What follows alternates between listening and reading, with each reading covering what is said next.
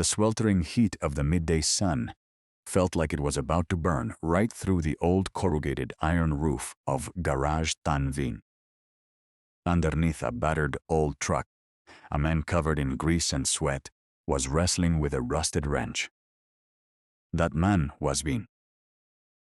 The dry, metallic clanking echoed rhythmically, mixing with the sound of his heavy, exhausted breathing. Suddenly, a roaring sound ripped through the quiet of the poor neighborhood. The proud, aggressive revving of a V12 engine thundered from afar, then screeched to a sudden halt right in front of the garage doors. A thin plume of white smoke drifted out from beneath the glossy hood of a brilliant red supercar.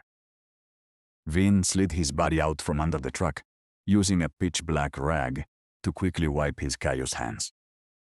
Stepping out of the $1 million vehicle was Khan. He wore an expensive tailored suit, a shiny gold watch gleaming on his wrist, and he immediately covered his nose with his hand the moment he laid eyes on the junk pile surrounding him. He kicked hard against an old tire that was blocking his path, then shouted at the top of his lungs, "Where is the owner of this pigsty? Is anyone still alive in here?" Vin calmly walked over, his voice deep and raspy from a severe lack of sleep. "I am the owner here. What do you need?" Khan looked Vin up and down with absolute, undisguised contempt. He let out a mocking sneer, then pointed his finger directly at the smoking supercar. "You are the owner? You look more like a beggar to me. Listen to me very carefully. This monster is worth over $1.2 million. The fuel injection system just glitched right before my scheduled delivery to a VIP client. All the major garages in the city are completely booked or too terrified to take on a rush job. I am giving you exactly 3 hours. Fix it, and I will give you an amount of money equal to what you earn in a whole year of wiping tires. Mess it up, or put even a single scratch on that paint, and I will sue you until you rot in prison. Do you understand that your miserable life is not worth as much as a single screw on this car?" Bing did not look at Khan. His eyes were locked onto the plume of smoke rising from the engine bay. The ears of a master mechanic had already caught a very faint, completely offbeat metallic ticking sound. He knew this machine was crying out for help. Vin was about to refuse the job based purely on the man's arrogant attitude, but right at that moment, the phone in his shirt pocket vibrated. It was a text message from the Children's Hospital. "Mr. Vin, the hospital requires the completion of a $10,000 deposit for a surgery before 5 p.m. today. Otherwise, the operation will be postponed until next month. Regards." Vin felt his heart physically tighten. He looked at the magnificent vehicle, then looked back down at his own grease-stained hands. $10,000. It was an astronomical number for a struggling neighborhood garage, but it was the only ray of hope for his daughter to keep living. Vin took a deep breath, swallowing the bitter remnants of his battered pride. He looked up at Khan, his gaze unwavering and resolute. 3 hours, he accepted. But you must commit to paying the exact amount I demand if the engine fires up flawlessly. Khan burst into a loud, mocking laugh, exuding the smug triumph of a master over a servant. Typical poor people, the moment they hear about money, their eyes light up. "Fine, I will give you your money, if you can pull off the impossible. But remember, the clock is ticking.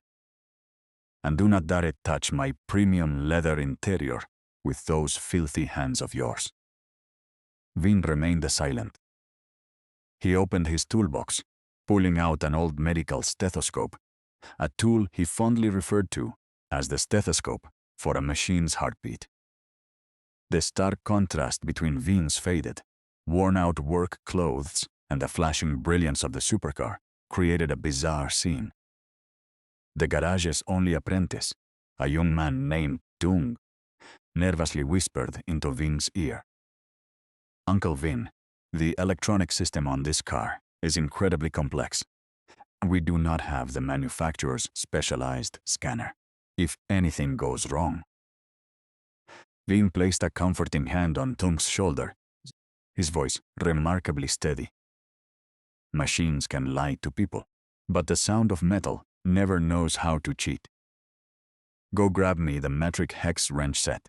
Unlock the garage door. We do not have a single second to waste." Outside, Khan was pacing back and forth, frantically making phone calls, repeatedly promising his mysterious client a perfect, flawless vehicle. He had absolutely no idea that Vin had just lifted the engine cover and spotted a dry, white residue encrusted deep within a hidden corner of the lower chassis. That was not ordinary engine coolant. That was the distinct, unmistakable residue of salt water. Vin froze in place. A brand new supercar. Why on earth would there be traces of ocean salt water at such a high point in the frame? A sudden, freezing chill ran straight down his spine. This was no longer just a technical failure. This was a dark, dangerous secret being deliberately buried beneath $1 million coat of paint. He glanced over at Khan, who was still laughing and talking outside the door, then looked down at his own hands. He knew he was stepping into a game where the ultimate price to pay could be far greater than his daughter's hospital bill.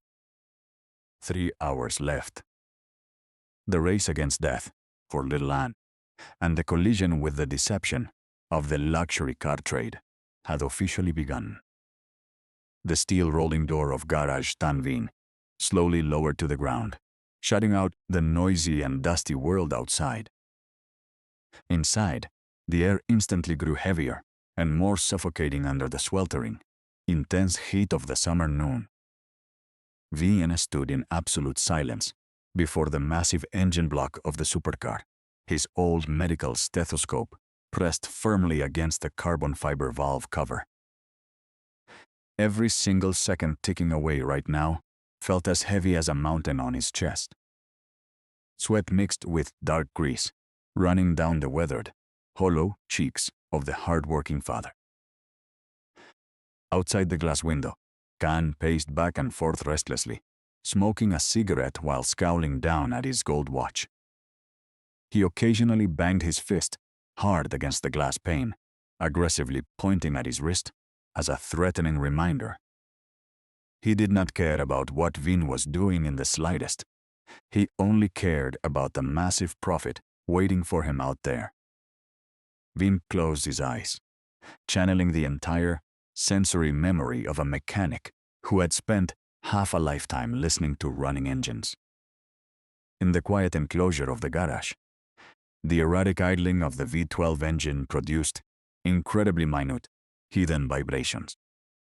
This was not the proud, powerful roar of a healthy, dominant beast. This was the choked, desperate whimpering of a machine being destroyed from the inside out. An ordinary mechanic or modern electronic diagnostic scanners would easily be fooled by the digital dashboard, which still gleamed with reassuring green status lights. But Vin's ears were entirely different. He heard the faint, metallic clicking of components wearing down due to a lack of proper lubrication, and the sneaky, whistling hiss of escaping compression pressure. V opened his eyes, his gaze filled with a profound shock, mixed with a freezing realization. He set the stethoscope down, bending his body extremely low to shine a tiny flashlight deep into the unlit crevices of the engine bay. His rough, calloused hands gently snaked past the bright chrome-plated pipes, reaching down to touch the very bottom of the engine block. When he pulled his hand back, the fluid on his fingertips was not the dark amber color of premium racing engine oil. It was a light brown, milky sludge with the distinct, pungent odor of ocean seawater mixed with chemical contaminants.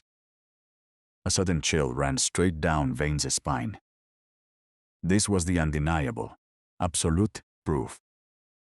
This vehicle was not suffering from a simple fuel injection system glitch, as the arrogant car dealer had claimed. It had been deeply submerged in salt water, or to put it accurately, it had suffered severe hydrostatic lock during a sea storm or a shipping accident.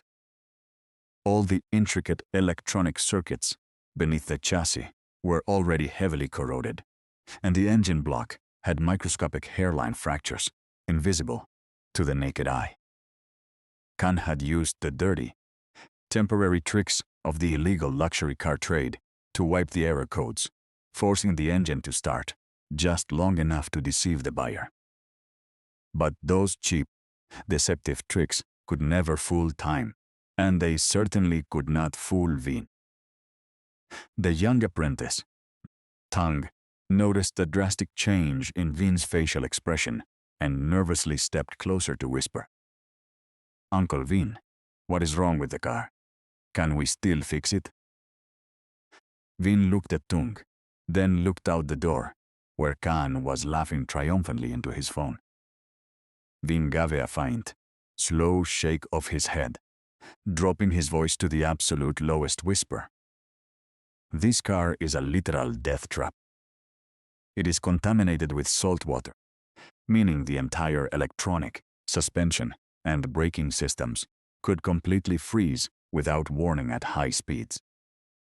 Whoever drives this monster on the highway at 200 kilometers per hour is essentially signing their own death warrant." Tung began to tremble upon hearing those words, almost dropping the heavy wrench from his hand onto the concrete floor. "That is way too dangerous. Uncle, let us just return the car to him. Forget about the money, because getting involved in this could cost a human life, and we can never pay that back." Vin remained dead silent, his arms gripping the frame of the vehicle tightly. Returning the car meant he would immediately lose the $10,000 needed for his daughter's life-saving surgery. This afternoon, at exactly 5 p.m., if the funds were not deposited into the hospital's account, little Anne's heart operation would be completely cancelled.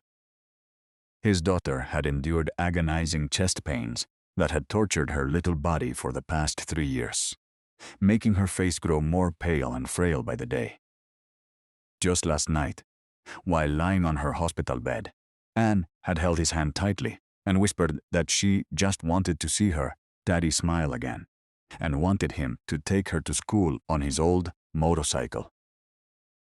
The thought tore Vin's heart to pieces. On one side was the life of his only daughter, the sole reason for his existence, after his beloved wife passed away.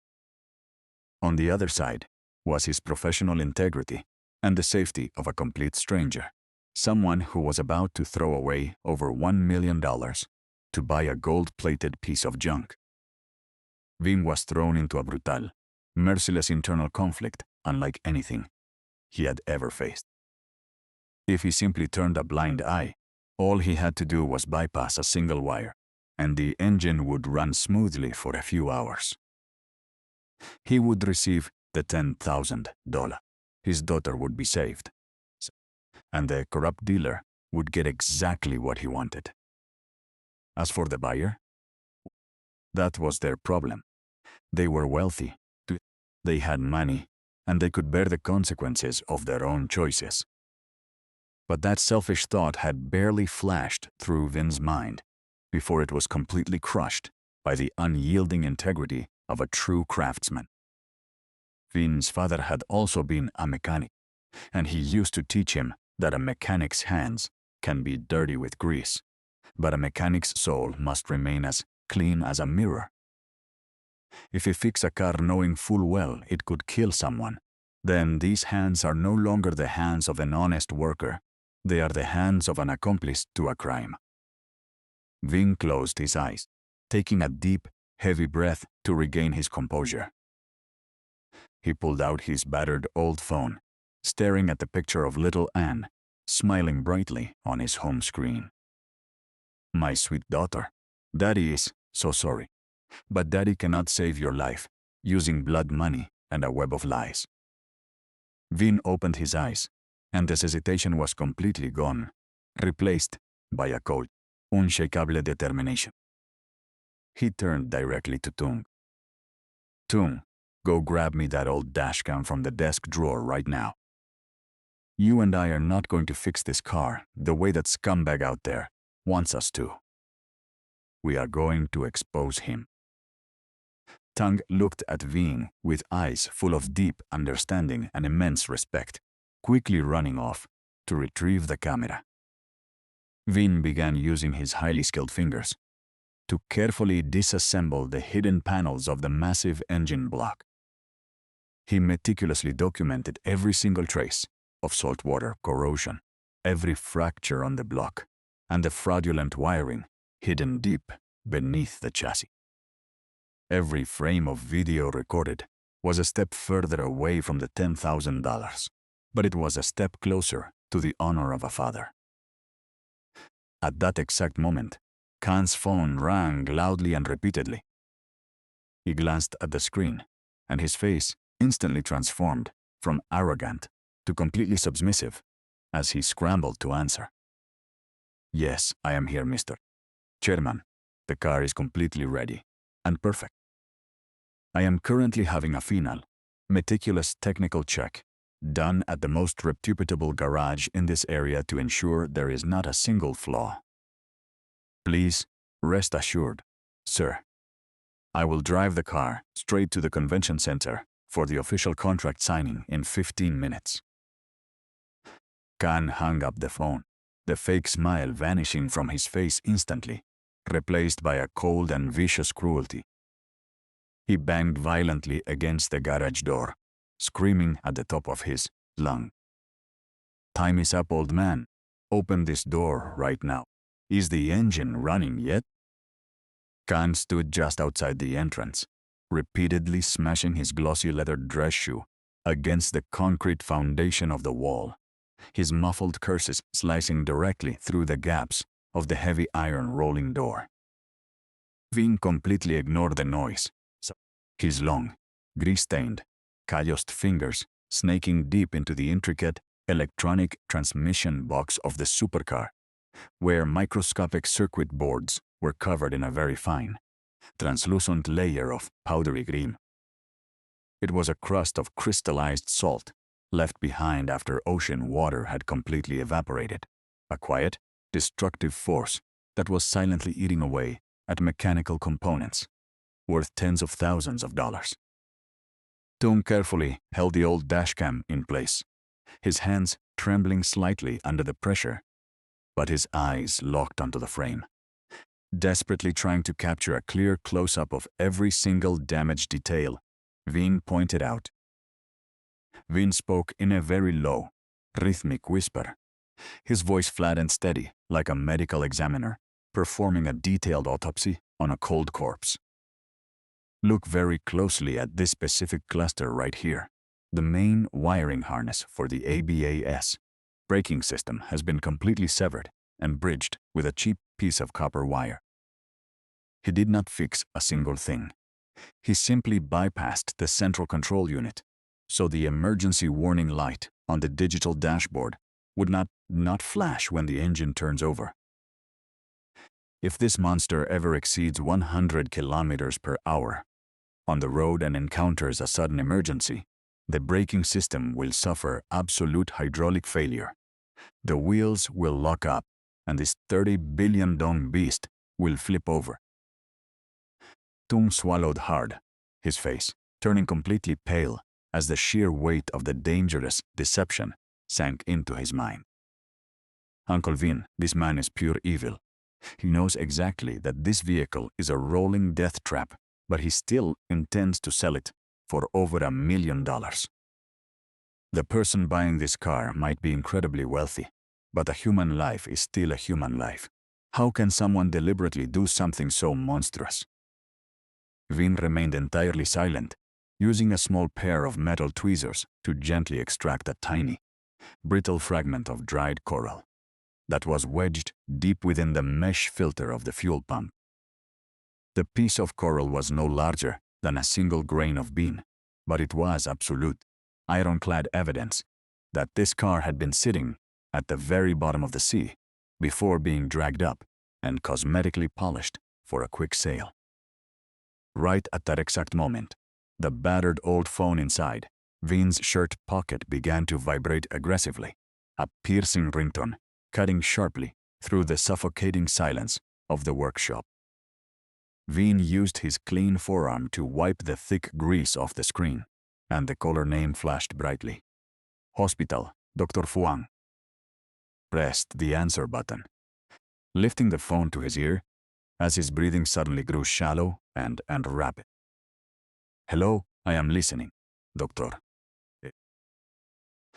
The cold, authoritative voice of the physician echoed from the other end of the line, bringing with it an invisible, crushing weight that pressed hard against the father's chest. Mr. Vin, I just reviewed the final surgical schedule for the end of the day, and the accounting department still has not received the mandatory deposit for Anne's operation. I must remind you again, this specific procedure is highly complex. The specialized equipment and the surgical team from the central hospital have already been deployed and are merely waiting for the final countdown. If the funds are not cleared in our system before 5 p.m. today, we will be forced to give this surgical slot to the next patient on the waiting list, which means your daughter will have to wait at least another 3 months. The structure of Anne's heart valve is deteriorating at an alarming rate, and I am deeply afraid her little body cannot survive another prolonged delay. So please find a way to resolve this. The entire world around Vang seemed to shatter instantly, his ears ringing with a sharp buzz as Dr. Fuang's voice cut off, leaving only the long, flat dial tone of a disconnected call. He looked up at the rusted wall clock hanging inside the garage, the hour hand already pointing directly at 3:15 in the afternoon. He had less than 2 hours left. 2 hours to produce $10,000, an amount of money that was absolutely impossible to borrow or gather from anyone in such a short window of time. That exact amount of money was sitting right in front of his eyes, resting deep inside the pockets of the arrogant man, standing just outside his door, a man who was ready to throw money away the second this car fired up smoothly. Vin stared at the tiny fragment of coral resting in the palm of his hand, then looked back at the recording screen of Tung's camera. His heart ached with a profound, agonizing pain, a wave of sheer helplessness flooding his mind. All he had to do was remain completely silent. All he had to do was crimp that fraudulent copper wire back together and spray a quick shot of cleaning solvent into the fuel injectors to keep the engine running for just a few hours. Khan would take the car, hand it over to the wealthy client, collect his massive profit, and hand Vin the $10,000 on the spot. His daughter would immediately be wheeled into the operating room. Her fragile little heart would be repaired, and she would get to live, to grow up, to have a future. And the buyer, they were rich. They might get into an accident, but that was a problem for the distant future, and perhaps they would be lucky enough to discover the flaw before it was too late. The primal selfishness of a desperate father, wanting to save his child at any cost, screamed inside Vin's head, begging him to drop his heavy moral compass. He stood completely isolated in the sweltering heat of the garage, his hands trembling violently as he reached toward the bypassed copper wire, intending to do exactly what Khan wanted. But the very moment his fingertips brushed against the insulation, the vivid image of his late wife flashed sharply through his mind.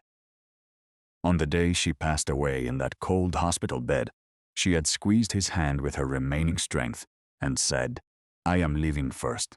You must stay and raise our child. Promise me you will teach her to be an honest person, just like you. Never let poverty bend your conscience." Vin froze instantly, his breath catching painfully in his throat. If he saved his daughter's life through a web of deceit, by endangering the life of an innocent stranger, how could he ever look into his daughter's eyes again when she grew older? Could she ever truly be proud of a father who saved her by becoming an active accomplice to a fatal crime?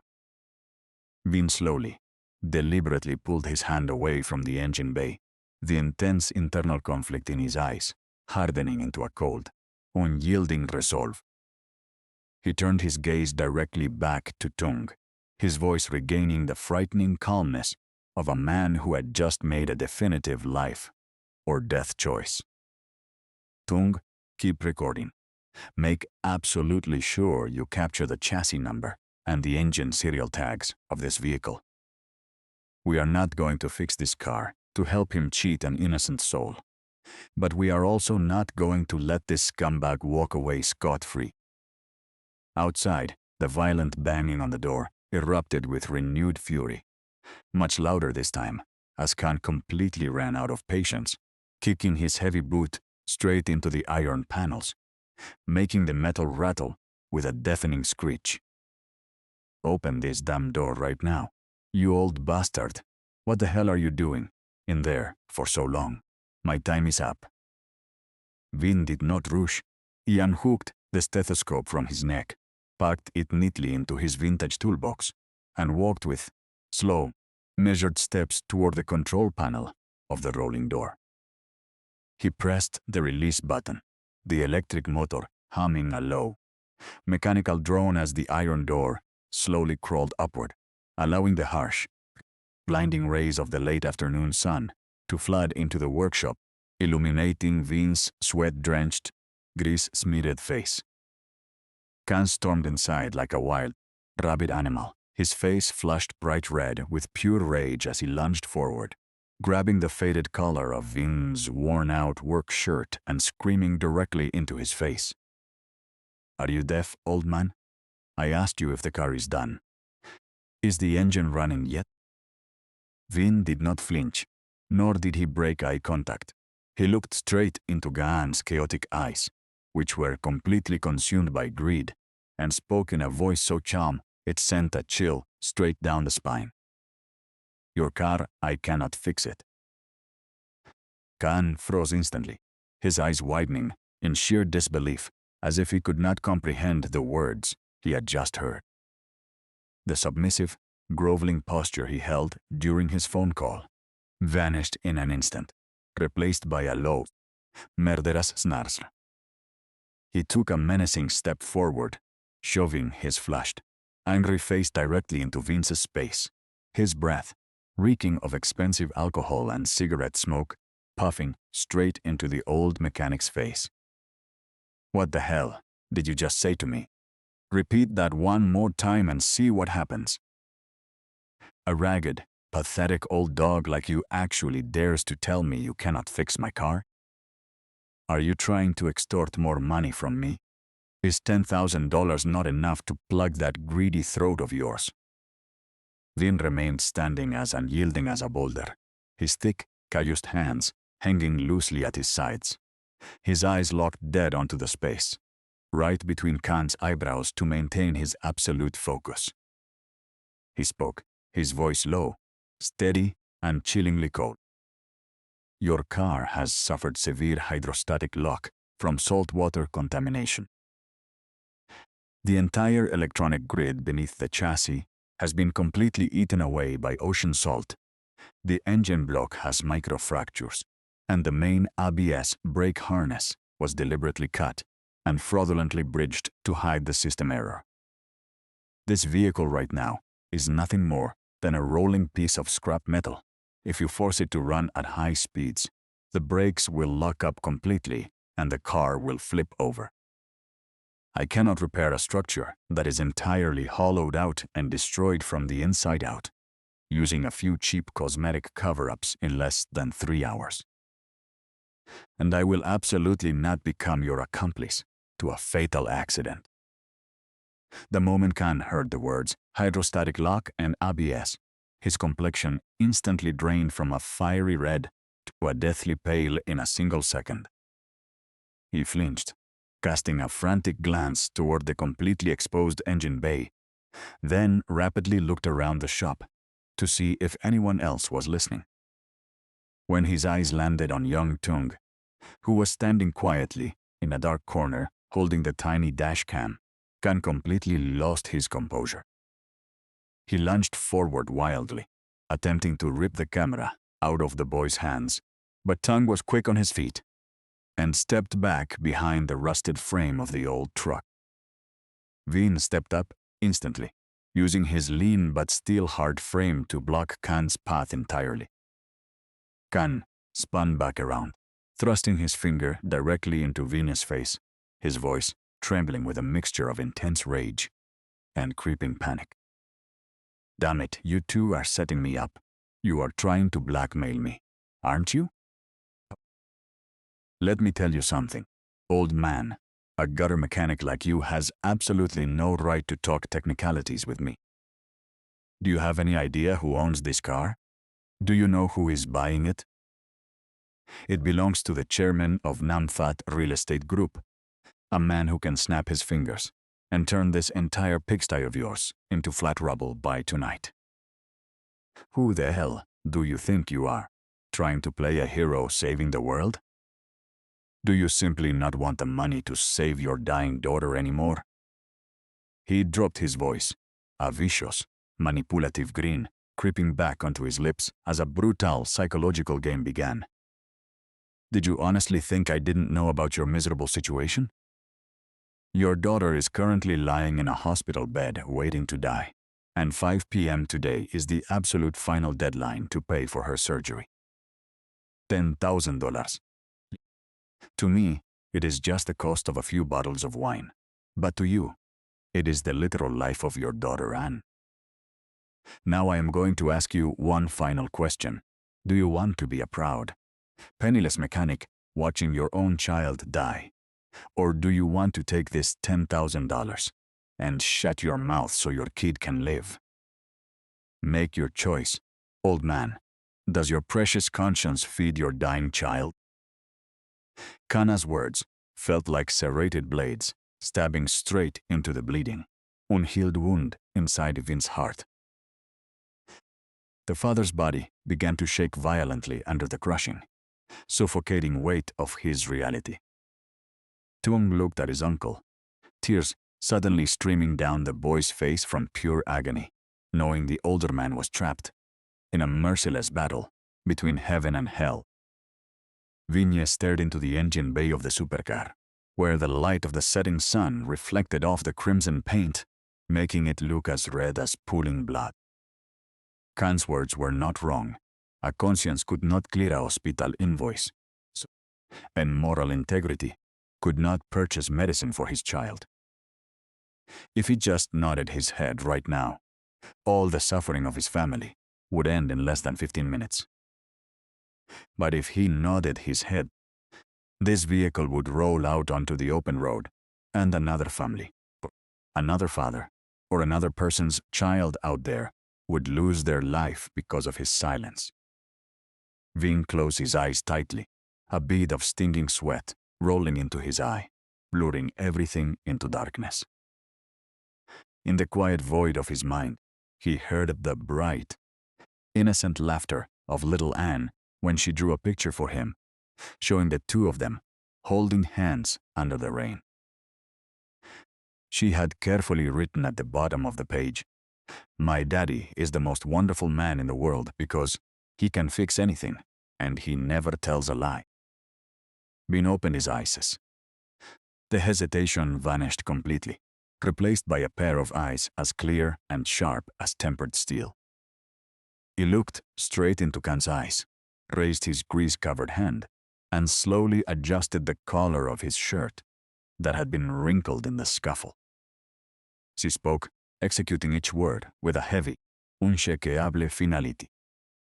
My conscience cannot feed my child, but my dishonesty will murder her soul. I will find a way to save my daughter, using these honest, working hands, even if I have to sell my own flesh and blood. Now take your car and get out of here. Garashtan Vin does not serve liars. Khan became so enraged, his face contorted into a monstrous mask. He frantically reached into his pocket, pulled out a thick brick of $100 bills, and hurled it straight into Vin's face. The bills scattered through the air, raining down onto the floor covered in grease and metallic debris. You idiot, you pathetic, brainless old fool. If you hate money so much, I will take my car somewhere else. Did you actually think you are the only person in this entire city who knows how to fix an engine? Just you wait. When your daughter dies this afternoon, you will weep tears of blood over your cheap, worthless integrity. Khan slammed his body into the car, throwing the door shut, and twisting the ignition key. The V12 engine roared to life with a dry, hollow thud, the supercar launching backward out of the garage gates, leaving behind a thick cloud of acrid black smoke and a heavy emptiness. Vin stood perfectly still, in the middle of the vacant shop, the late afternoon sun casting a long, solitary shadow of his frail frame against the wall. He did not cast a single glance at the dollar bills scattered on the ground. He turned his head to look at Tung, his voice raw and raspy, but entirely devoid of fear. Tung, pull the footage from the dashcam onto a memory card for me right now. Take the card, run to the main intersection, and take a motorcycle taxi straight to the Nam Phat Convention Center. The chairman is about to sign the contract to purchase this vehicle. We must stop them before it is too late. Tung wiped his tears away, nodding his head rapidly. Yes, I am going right now. Uncle Vin, but what about the money for Anne? What are we going to do? Vin turned his face away, looking toward the small altar of his late wife, placed in the far corner of the workshop, where a single oil lamp flickered quietly. I am going to the hospital. Even if I have to drop to my knees and beg the doctors, I have to try. Go now, son. Tang sprinted out into the street like a stray arrow. Vin remained behind, beginning to pack his vintage tools away one by one, with the slow, deliberate care of a soldier, preparing to march into the final battle of his life. He had absolutely no idea that across the street, a luxurious black sedan had been parked in the shadows for a long time, and every single word of his confrontation with Khan had been recorded by a man sitting in the back seat, a man with deep, piercing eyes who was now staring intently at the faded sign that read, Garage Tang Bing. The violent roaring of the V12 engine gradually faded into the distance before cutting off entirely, leaving behind a thick air heavy with the stench of burning smoke and a deathly, bone-chilling silence inside the workshop. Vince stood perfectly frozen in the center of the bay, the late afternoon sun piercing through the galvanized iron gaps of the rolling door, casting long, fractured shadows across his face. The $100 bills that Khan had thrown earlier remained scattered all over the concrete floor, stained with pitch-black grease and tiny metallic shavings. He did not look down at them, not even for a single second. His rough, calloused hands gripped his shop rag so tightly that his knuckles popped under the strain, his chest heaving with every heavy, exhausted breath. Tung slowly stepped out from behind the old truck, holding the vintage dash cam against his chest like a priceless artifact, his eyes bloodshot as he looked at his uncle. Uncle Vin, I finished extracting the files, all the audio data, the chassis numbers, and the macro shots of the saltwater corrosion are saved right here on this card. He held out the tiny memory card between his fingertips, his voice trembling, but his gaze filled with complete determination. I am running out there right now. I will find the chairman of Nam Fat Group myself. I will not let that scumbag endanger an innocent life. Vin gave a slow nod, his face devoid of any outward emotion, but his eyes were as deep and cold as frozen winter water. Go ahead, son. Be careful on the road. Make sure you avoid the crowded intersections, just in case Kanj has his people watching the main streets.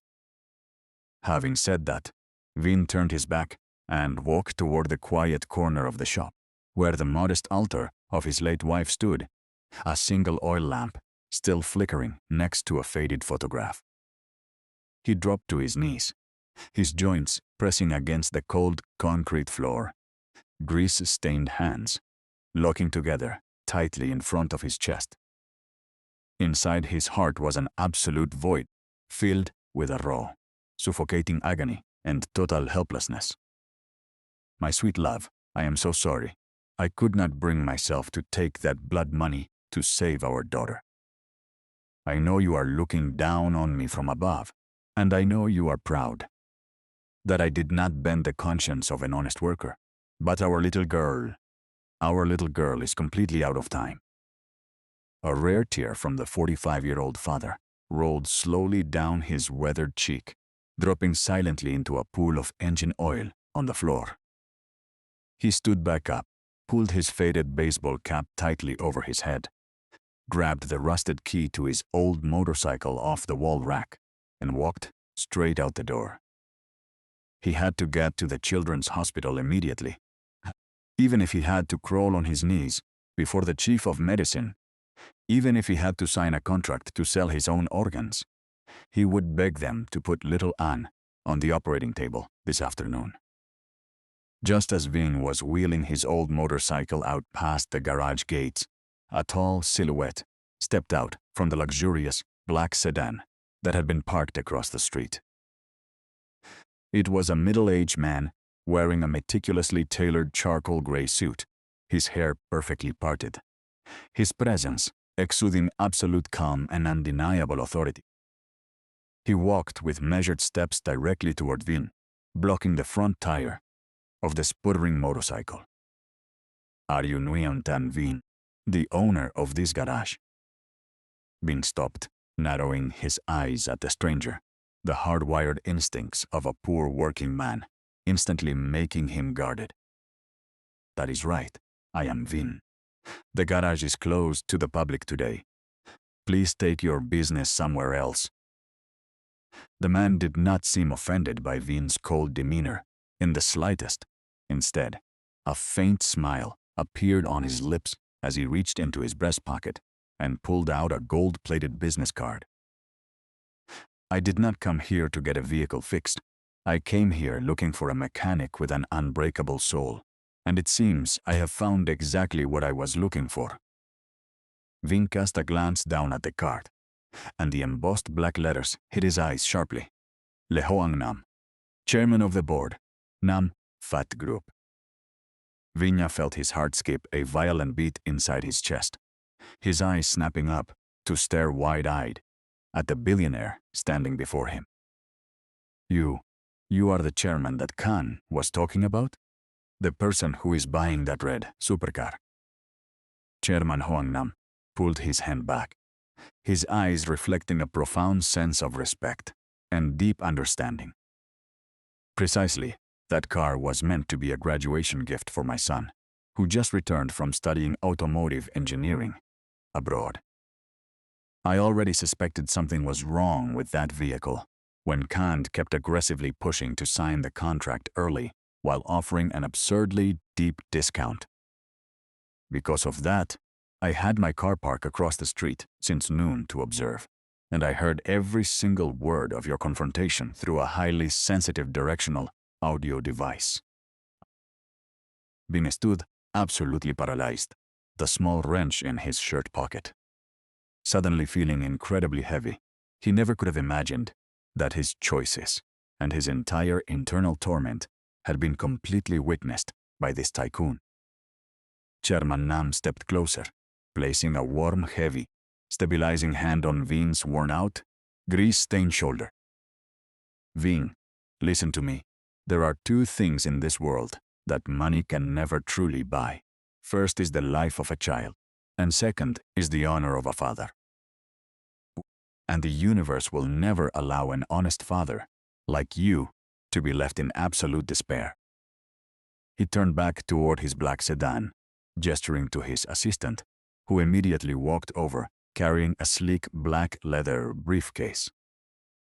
The briefcase snapped open, revealing that inside there were no corporate project documents, but rather thick bricks of high-denomination cash, neatly stacked and smelling of fresh ink. Here is $10,000 in cash, the mandatory deposit for your daughter's surgery. I have already personally contacted the chief of medicine at the children's hospital. The surgical team is fully prepped, and they are merely waiting for your arrival. Vin stared blankly at the briefcase, full of money, his vision blurring instantly as his legs trembled so violently. He could barely keep his balance on the dirt ground. He never expected that, at the exact moment he accepted losing everything to protect his conscience, the absolute truth, and his integrity, would forge a miraculous path to survival for him. Chairman Nam patted Vin's shoulder once more, his voice deep, warm, and entirely authoritative. Do not dare refuse this. This is not charity. This is the official corporate signing bonus. I am paying you to become the chief technical inspector for our entire luxury showroom network, starting tomorrow morning. Now, park this piece of junk motorcycle inside. Get into the back of my car. We are going to the hospital to watch your daughter walk into that operating room. Vin could not form a single word. He bowed his head, extremely low to hide the torrent of tears of sheer happiness streaming down his face, his grease-covered hands gripping the billionaire's hands with everything he had. The race against death for little Anne had taken a miraculous, life-saving turn, but the reckoning for the deceptive car dealer out there was far from over. The luxurious black sedan glided smoothly down the highway, heading toward the city center, leaving behind the stifling heat and thick dust of the suburban outskirts. Inside the spacious, cool cabin, scented with premium cedarwood fragrance, Vin sat completely motionless in the back seat, his rough, grease-stained hands locked tightly together on top of his knees. The stark contrast between his worn-out, stained work uniform and the high-end cream-colored leather seats created a very quiet, streaking image. Chairman Hoang Nam sat beside him, quietly observing the old mechanic through the rear-view mirror, his gaze completely devoid of judgment, filled only with a deep respect for a man of true character. He broke the silence, his voice deep, warm, and remarkably stabilizing. Vin, Little Anne's surgery has been completely guaranteed by Namfat Group's premier corporate line of credit. The chief of medicine has already personally entered the consultation room. The most advanced medical equipment and the finest surgeons are waiting for your daughter. Right now, the only thing you need to do is keep your spirit steady to be a strong pillar for your little girl.